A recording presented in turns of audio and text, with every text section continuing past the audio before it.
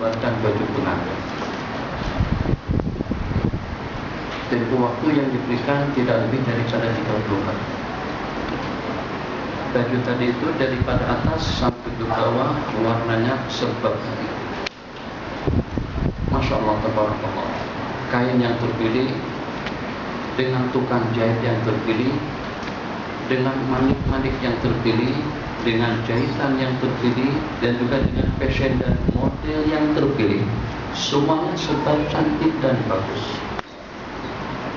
Setelah 30 hari ke depan, maka dengan baju pengantin tadi akan diserahkan kepada Perdana Menteri untuk anak dara beliau yang akan melangsungkan akad nikah nanti pada bulan Syawal yang akan datang. Agak-agak bagaimana? Kalau seandainya dengan kain tadi itu daripada atas sampai di bawah ternodai dengan daun, dengan sirap bambu, dengan kopi, dengan teh, dengan minum atau dengan sumpahnya, agak-agak elok tak untuk kita persembahkan kepada Tuan Sultan? Tidak cocok. Oke, ini kita ketepikan dulu ya. Kesebelasan. Masya Allah, tabarakallah, daripada kibarnya, dengan bagnya, dengan penyerangnya. Jadi permainan kita sekarang, permainan kita macam mana? Jadi strategi permainan kita akan buat strategi seperti ini: 4-3-3 atau 3-4-3 ataupun juga 3-3-4. Jadi 3 back, 3 tengah, 4 penyerang, tambah dengan kipas di belakang. Itu sesiapapun daripada kesebelasan tadi itu yang buat tidak betul, yang melakukan kesalahan, maka dengan kekalahan akan menimpa kesebelasan kita. Betul? Betul? Masya Allah, tabarakallah, pengorbanan habis-habisan. Baik yang 4 di depan, 3 di tengah, 3 di belakang, hasilnya dengan kipar. Kadang-kadang mengatur, kadang-kadang santai, kadang-kadang duduk, kadang-kadang ikut menyerang juga ke depan. Akhirnya dengan tendangan daripada musuh, daripada sana, gol! Innalillahi wa inna ilaihi raji'un. Gara-gara karena ketidakperhatian daripada kiper, akhirnya lepas piala yang telah diperuntukkan oleh negara kita, piala Malaysia yang akan datang. Semuanya marah-marah pada kiper tadi itu disebabkan kena kiper. Akhirnya kita mengalami kekalahan. Dah paham? 2. Oke, kita beralih kepada misalnya yang lain. Masya Allah, tabarakallah. Penumpang EK 770 sejak lagi atau dalam 15 menit lagi akan diberangkatkan. Jadi atau panggilan terakhir pada penumpang EK 7779 akan dipersilakan untuk menaiki pesawat. Nah, seperti itu. Setelah naik pesawat, terbang satu juga ada terbang. Masya Allah, tabarakallah. Daripada 17 kan penumpang tadi itu ada 2 di depan yang buat tidak betul. Main-main pintu. Ini ketinggian sudah 42.000 kaki di atas permukaan laut. Tapi cuma mantang-mantang dia dekat pintu, seenaknya saja. Pintu pesawat itu dia buka. Agak-agak apa yang mungkin akan berlaku? Hancur semuanya. Ya, lima angin masuk, penumpang berterbangan di dalam, suasana sudah tidak boleh dikawal. Mungkin juga dengan pilot yang juga ikut terbang, yang akhirnya dengan pesawat itu terhampas, hancur, terbakar, semuanya musnah, meninggal dunia. Begitu perumpamaannya, seketika kalau pada saat yang berpuasa itu hanya setakat perut saja. Jadi kita ada kesebelasan sekarang. Saya hitung-hitung tadi cukup hitungannya ada 11, 2 dengan kaki, 2 dengan tangan, 4, 2 dengan telinga, 2 dengan mata, 2 tambah mulut, tambah kepala, tambah kipar, itu adalah perut. Masya Allah. Betul 11?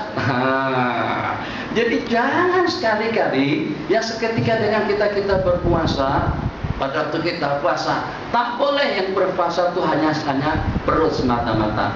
Tak boleh dengan kita hanya menahan makanan dan minuman supaya puasa kita tidak rusak, supaya dengan puasa kita tidak batal. Maka kita elakkan diri kita daripada segala sesuatu yang membatalkan puasa kita. Asalkan tidak ada sesuatu yang masuk ke dalam rongga di segi kesahihan puasa kita, oke.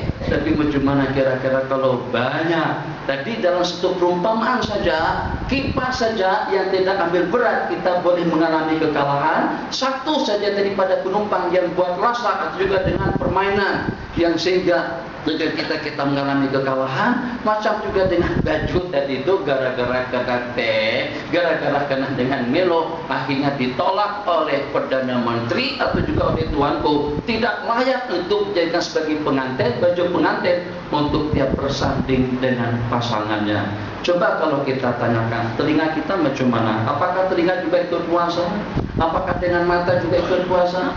Apakah dengan mulut juga ikut puasa? Apakah dengan perut? Memang perut sudah pasti. Apakah dengan kepala, dengan khayalan kita pun juga puasa? Kaki kita kemana kita langkahkan? Tangan kita kemana kita gerakkan? Mata kita kemana kita lihatkan? Jadi kalau seandainya daripada bawah sampai ke atas, alhamdulillah, kaki masjid, tangan pun juga dengan ibadahnya membantu, menolong, dermat, tabarruk, wakaf, masjid dan lain sebagainya yang dirancang, yang direncanakan, yang dicarangkan semuanya elok. Telinga pun juga alhamdulillah, masya Allah, tabarakallah. Yang didengar oleh telinga itu adalah zikir, tasbih, tahmid, takbir, semuanya kebaikan. Macam juga dengan mulut, mulut senantiasa berzikir, senantiasa bertasbih. Kalau lenguh, kalau jenuh sekalipun, insya Allah tidak akan terbabit kepada perkara-perkara yang terlarang. Insya Allah tidak akan terbabit kepada perkara-perkara makruh ataupun juga syubhat. Jadi kalau seandainya ingin berhibur, mulut berhibur dengan perkara-perkara yang dibolehkan oleh hukum, dengan zikir dan tasbihnya, ataupun juga dengan lantunan qasidah dan nasyidnya. Ya Taibah, Ya Taibah, Ya Dawal, Ya Nastaqbalik, Wal Hawa Nadana. Itu mulut. Tapi mata, masya Allah, tabarakallah, nonton film Gusti, musiknya tuh dengan yang tak tutup aurat. La ilaha illallah. Nabi kita bersabda dalam sebuah hadis, man lam yada' qawla zur wal amala bih falaysa lillahi hajatun bi ayyadha ta'amahu wa syarabah. Seseorang yang tidak meninggalkan perkara bohong, perkara maksiat, perkara mungkar, maka Allah sama sekali tidak berhajat pada seketika dengan kita melapangkan perut kita. Jadi supaya jangan sampai nanti dengan perut jadi sasaran kesian, perut lapar, haus, dahaga. Ternyata dengan kita tidak mendapatkan apa-apa gara-gara karena dunia, mungkin gara-gara karena mata, mungkin gara-gara karena mulut yang berbohong, mungkin gara-gara karena dengan mulut yang mengopat. Tadi di TV Hijrah saya ceritakan cerita dua orang perempuan saat ketika pada siang hari Ramadan nampak kelihatan letih sekali, masya Allah, tabarakallah, betul-betul dalam keadaan yang menyedihkan. Apakah karena mereka tidak sahur? Apakah disebabkan karena dengan cuaca yang panas? Apakah disebabkan karena letih sungguh? Kenapa sampai jadi semacam itu? Jadi setelah diberitahukan kepada Sayyidina Rasulullah SAW, ternyata Nabi kita suruh sahabat untuk mengambilkan satu dulan atau dua dulan. Nabi kita suruh kedua-duanya tadi itu untuk memuntahkan seisi perut mereka. Justru yang keluar darah kotor, yang keluar itu adalah daging bosok. Nabi kita bersabda, kedua orang perempuan tadi itu sahur memakan makanan secara halal, sahur dengan makanan yang halal, tapi berbuka puasa dengan meruncing, dengan mengopat, dengan mengadu domba, dengan melakukan perkara-perkara mungkar. Itu akhirnya gara-gara mulut, perut kita yang lapar, yang dahaga dan haus tadi itu tidak mendapatkan apa-apa. Apa yang dapat kita simpulkan daripada tiga contoh tadi itu, bagaimanapun harus ada kebersamaan daripada seluruh anggota tubuh kita. Mata kita harus puasa, telinga kita harus puasa, hidung kita puasa, mulut kita puasa, tangan kita puasa, kaki kita puasa, pikiran kita puasa. Itu yang disebut dengan somo khususil khusus, yang tidak ada suatu terlintas di dalam benak hati yang direncanakan, yang dicadangkan, yang diinginkan, hanya semata-mata hal-hal yang diridhai oleh Allah. Tidak ada yang selain Allah Jalla wa'ala. Tidak merancangkan benda-benda yang tidak betul. Tidak merencanakan perkara-perkara yang tidak elok. Tidak merencanakan perkara-perkara yang menyusahkan orang lain. Tidak merencanakan perkara-perkara yang dengan akibat buruknya kepada umat atau juga kepada masyarakat. Macam itu juga dengan telinga. Jadi kalau pada saat dengan kita, alhamdulillah, masyaAllah, tabarakallah, sejak daripada terbit fajar sampai petang, sampai azan berkumandang, Allahu Akbar, Allahu Akbar. Memang betul-betul seperti yang Nabi kita sabdakan di dalam hadis, lisa'imi farhatan, farhatun inda fitrih, wa farhatun inda liqa'i rabbih. Bagi orang yang berpuasa ada dua waktu bersukaria dan bergembira. Detik pertama pada saat dia waktu berbuka puasa, senang. Nanti pada tuh sampai ke sini saja sudah syok kita tengok nasi bukhari, lauk, kambing, ada ayam. Sebab kami pada tuh masuk tadi itu kan betul tak? Sudah dikautkan tadi itu di situ toh. Nah, baru melihat, belum lagi mencoba. Baru tengok saja sudah nampak curnya. Wah, alhamdulillah. Jadi sampai terpikir-pikir dalam sembahyang tadi itu, maksudnya semen tahiyatul masjid, kalau tahiyatul masjidnya, pada masa saya duduk baca Quran di sana terpikir, agak-agak disurari nanti makan dulu, baru sembahyang, atau sembahyang dulu baru makan. Macam itu yang bermain dalam kepala. Kenapa? Karena tengok nasi pada waktu masuk, lauknya sudah ada, kemudian dengan gulai kambingnya pun juga sudah ada. Nah seperti itu tuh farha pada waktu kita berbuka. Yang kedua, farha, kegembiraan. Yang kedua, saat ketika nanti kita melihat balasannya di sisi Allah Jalla wa'ala. Bila kita akan mendapatkan farha yang semacam itu, kalau ada kombinasi dan perkongsian kebersamaan daripada seluruh anggota tubuh, di mana dengan al-jawari pun juga tasum, anggota tubuh kita pun juga ikut puasa, kita cegah dan kita elakkan anggota kita daripada perkara-perkara haram, daripada perkara-perkara syubhat, daripada perkara-perkara makruh, maka dengan demikian pantas puasa kita itu untuk mendapatkan suatu penghormatan dan penghargaan daripada Allah, sebagaimana hadis kursi yang diriwayatkan, as-sawmu li wa ana ajzi bih.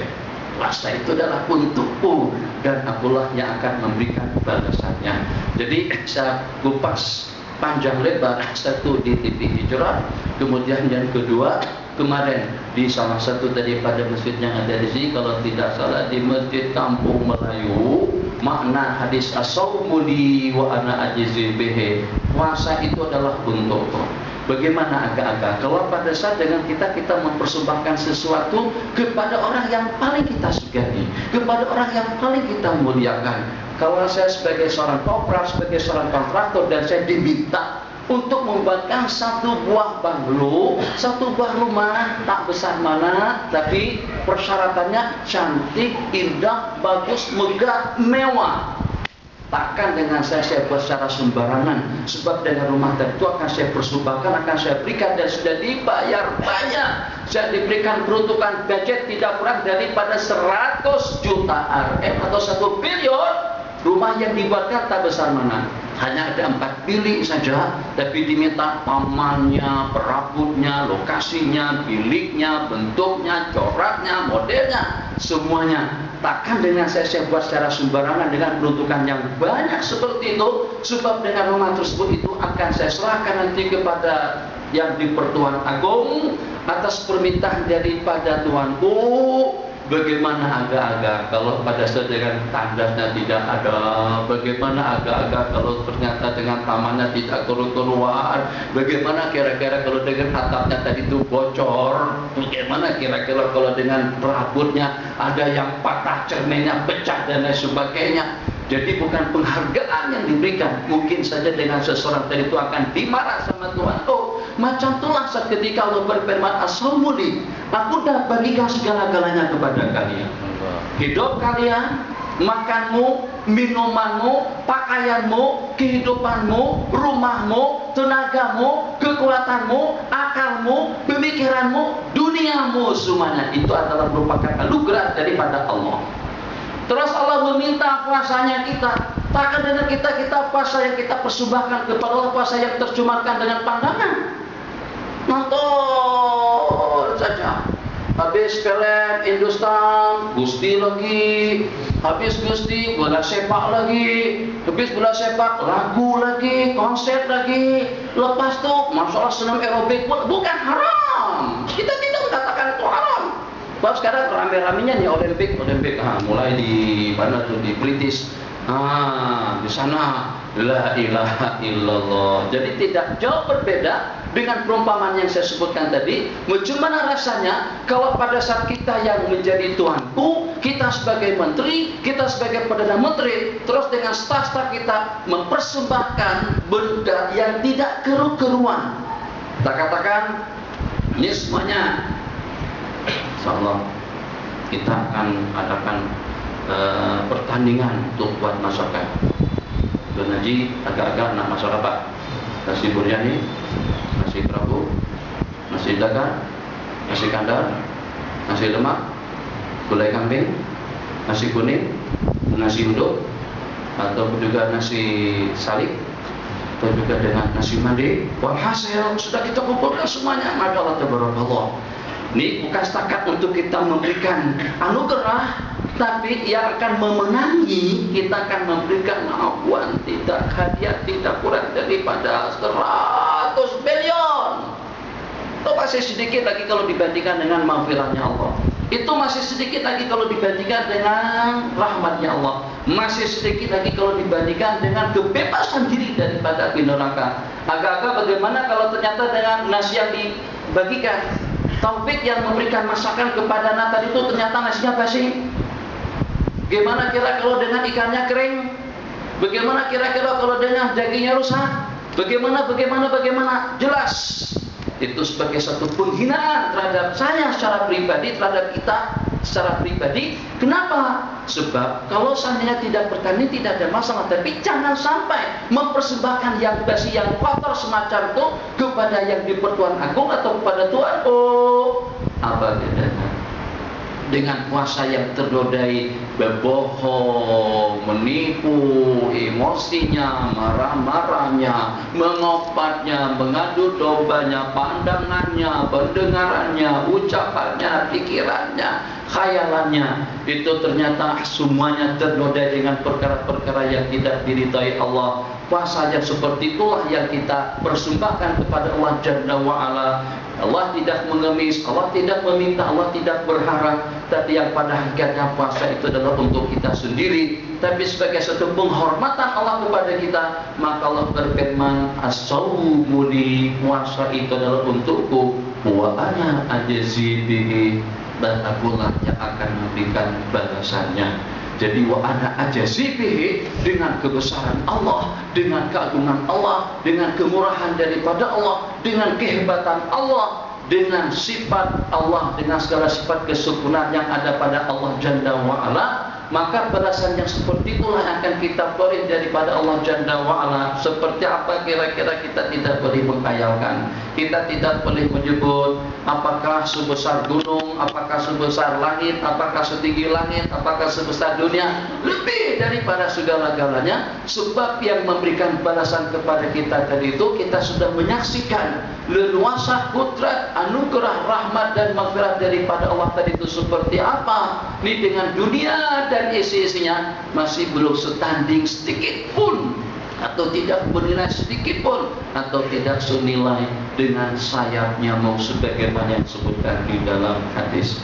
Kemarin saya sebutkan dalam satu rangkaian hadis, Nabi kita bersabda, "Lau anna awwalakum wa akhirakum wa jinnakum wa insakum." Kalau seandainya yang awal, yang akhir, manusia, jin, semua makhluk-makhluk Allah ijtama'u ala atau fi sa'idin wahidin, berkumpul dalam satu lokasi, masing-masing dengan permintaannya.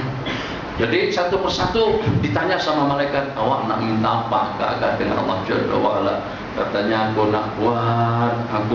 nak buat satu buah pesawat yang besarnya, lebarnya pesawat itu daripada sini sampai ke Bangi, dan panjangnya daripada sini sampai ke Ipoh, supaya dengan kampung, bukan setakat dengan kampung saja, taman, penduduk taman sampai ratusan ribu pun boleh masuk ke dalam pesawat tadi itu. Mungkin masing-masing dengan permintaannya. Kalau Allah kabulkan semua permintaan daripada semua makhluk tadi itu, Allah berfirman, mana kasamin mulki syai'ah, sedikit pun tidak berkurang daripada kekayaanku. Kalaulah ada berkurangnya, perumpamaan yang Nabi kita sebut seperti dengan jarum yang kita masukkan, mikhyat yang kita masukkan ke dalam air laut. Sebanyak apa air yang meresap pada batang jarum tadi itu, seperti itulah berkurangnya kekayaan Allah Jalla wa Ala.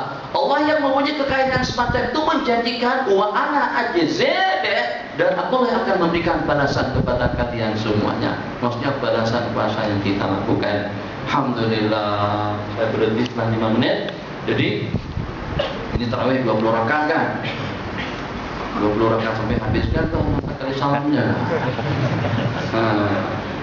Di Mekah 10 rakaat, Madinah 10 rakaat, Mesir macam-macam. Jadi di Mesir tuh ada selepas 2 rakaat yang pertama, Allahumma shalli ala Sayyidina Muhammad, Allahu Akbar, Alhamdulillahi Rabbil Alamin, Ar-Rahmanir Rahim, Maliki Yaumiddin. Dan seterusnya rakaat yang kedua, Bismillahirrahmanirrahim, Qul huwallahu ahad, Allahus samad, lam yalid wa lam yulad wa lam yakul lahu kufuwan ahad. Bismillahirrahmanirrahim, Qul huwallahu ahad. Ada yang macam tu cepat. Ada lagi masjid yang sebelah sana. Bismillahirrahmanirrahim, Qul huwallahu ahad, Allahus samad, lam yalid wa lam yulad wa lam yakul lahu kufuwan ahad. Bismillah. Tuh masjid yang situ. Masjid yang lain, ghairil maghdubi alaihim waladdallin, amin. Benar di masjid Sayyidina Husain. Bismillahirrahmanirrahim, alif lam mim, Allahu Akbar. Sini betul. Kita maaf ya. Dan agar kan lebih berdekat. Ayatir telah ayat apa ayat? Khatmah kamilah isyahad. Bilailah juz kamil. Juz kamil. Aksarul masajid, kebanyakan masjid di Syria, kata Syekh Anas, itu khatam Quran sepanjang bulan Ramadan. Maknanya tiap malam 1 juz. Nah, yang dengan kita tiap malam tidak lebih daripada 1/4 juz. Itu pun kadang-kadang masyaallah belum sampai habis lagi. Kalau saya imam baca tartil Bismillahirrahmanirrahim, alif lam mim, dzalikal kitabu la raiba fihi hudan lil muttaqin. Belakang. Imam belok baca cantik, tartil bagus dengan tadabburnya. Kenapa kita dihemi? Itu masalah. Jadi berarti dengan kita menodai lembaran puasa, lembaran ibadah yang akan kita persembahkan kepada Allah, yang Allah perlihatkan nanti pada hari kiamat. Allah kata, nih yang punyanya awak nih, yang punyanya kamu macam tuh puasanya. Jadi bagaimana kalau dengan lembaran putih Allah nakkan ibadah yang kita laksanakan itu memang betul-betul bersih, murni, tidak ada noda dan juga tidak ada kotoran. Ini dengan lembaran yang bersih. Kalau kita letakkan dawat apa saja akan terkesan, akan kelihatan kotor. Kita tak nak kalau sampai dengan pakaian kita kotor. Kita tidak mau kalau sampai kereta kita kotor. Kita tidak mau kalau sampai dengan rumah kita berantakan, tidak keru-keruan. Takkan dengan kita rumah lebih berarti daripada ibadah. Takkan dengan kita kereta kita lebih kita utamakan daripada ubudiyah kita kepada Allah Jalla wa Ala. Jadi dengan khasyahnya, tadabburnya, kalau seandainya dengan kita Allah bagikan kita makan nasi basi, sakit-baki daripada minuman, sakit-baki daripada lauk pauk, sakit-baki daripada udara, udaranya kotor, airnya kotor, makanannya kotor, minumannya kotor. Kalau macam tuh, mungkinlah barangkali dengan ibadah kita tidak keru-keruan, kotor, sebab ternodai. Tapi ternyata Allah bagikan makanan tadi belum habis lagi, datang lagi 1 mangkok kambing. Belum habis, ada belum habis Tuan Haji, tambah lagi. Tuh siapa itu Tuan Haji? Mana Tuan Haji? Allah mana baju merah dari mana Tuan Haji? Dah tukar baju ya? Hah? Dah buka baju dah, tadi baju merah.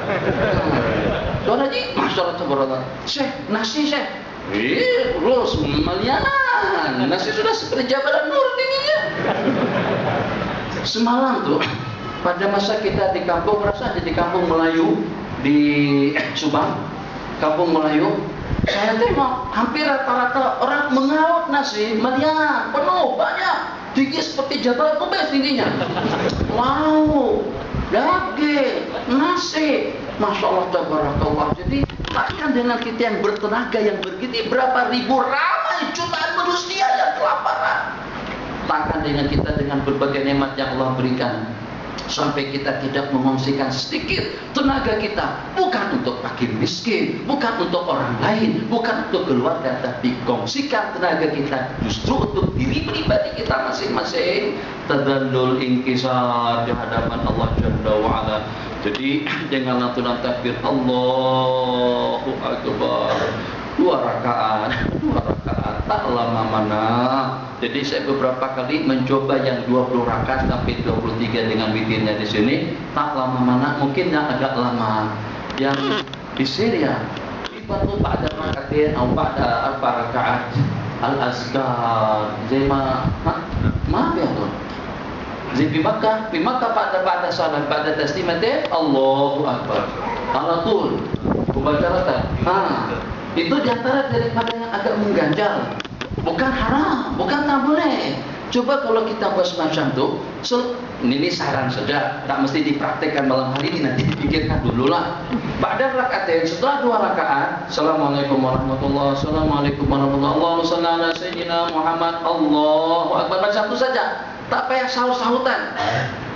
Bilang disahut lambat, sekali serentak semuanya Allahumma shalli ala sayyidina Muhammad, Allahu Akbar. Kemudian lepas salam yang kedua, Assalamualaikum warahmatullahi wabarakatuh, Assalamualaikum warahmatullahi wabarakatuh. Mungkin baca qul huwallahu ahad 1 kali atau 3 kali. Jadi serentak, tidak bersahut-sahutan, ataupun juga 1 kali sekali saja kita membacanya.